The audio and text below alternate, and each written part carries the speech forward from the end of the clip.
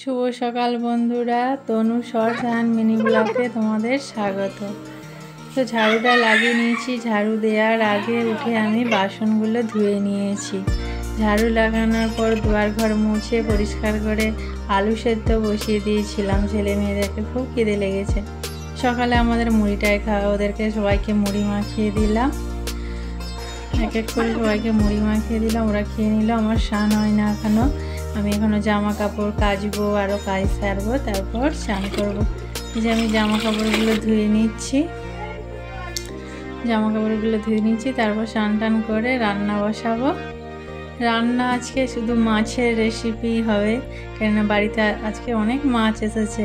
নন্দাই মাছ দিয়ে গেছে, ঘুষো মাছ, চিংড়ি মাছ, আর আমাদের নিয়ে আসে বাজার থেকে পুঁটি মাছ নিয়ে আসছে, আর ছোট ছোট বাটা মাছ, কেননা এখন বন্যার বাজার, অনেক মাছ হচ্ছে, তাই এই ছোট ছোট মাছ নিয়ে আসে। এগুলো তো আর সবসময় পাওয়া যায় না, সেই জন্য ওর মাছের টক হয়েছে, ঝাল হয়েছে, আর মাছ মাখা হয়েছে।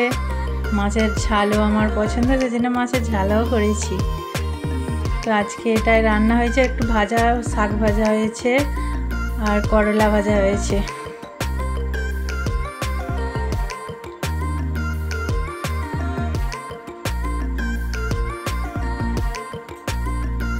তো আমার কর্তাবাবু যে মাছগুলো মেখে নিয়েছে, নিয়ে সবাই একসাথে খেতে বসবো।